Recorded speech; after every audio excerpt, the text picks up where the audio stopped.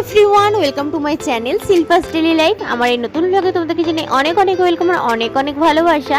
চলে আসলাম আবারও একটা নতুন ভিডিও নিয়ে, ছেলের অন্নপ্রাশনের মেনুতে কি কি ছিল সেগুলোর ভিডিও নিয়ে।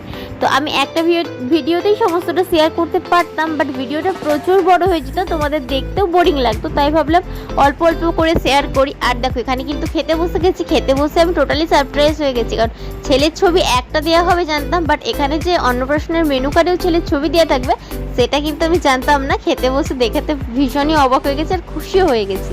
দেখো প্রথমে কিন্তু আমাদের পাতে দিয়ে দিয়েছিল স্যালাড আর লেবু ছিল। এদিকে দেখো আমার শাশুড়ি মা, বাপি, আমার বাপি বসেছে আর কি অপোজিট সাইডে, তার সাথে আমার বর বসেছে, আমি আমার মা বসেছি, দেওরটাও সবাই মিলে আর কি শেষে যারা যারা বাড়ির লোকজন ছিলাম সবাই বসে গেছে খেতে। আর দেখো এইদিকে কিন্তু দিয়ে দিয়েছে আমাদেরকে চিংড়ি মাছের বাটার ফ্রাই, বাট এটা কিন্তু পার্সোনালি আমার খুব একটা ভালো লাগেনি। শুধুমাত্র আমি কেন, যারা যারা খেয়েছে জানো তো প্রত্যেকে বলেছে যে এটা ছাড়া বাকি সমস্ত রান্নাগুলো ভালো হয়েছে। সত্যিই তাই, এটা খুব একটা ভালো হয়নি।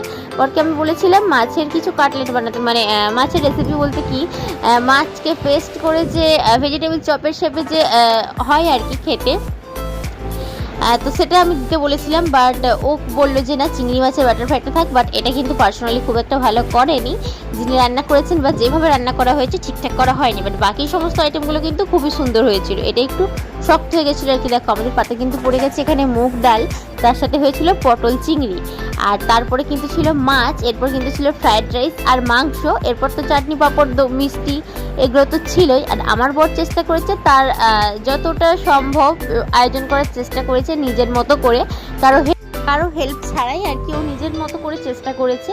তো তোমাদের কেমন লাগলো আমার ছেলের অন্নপ্রাশনের ভিডিওটি অবশ্যই কিন্তু তোমরা কমেন্ট করে জানিও।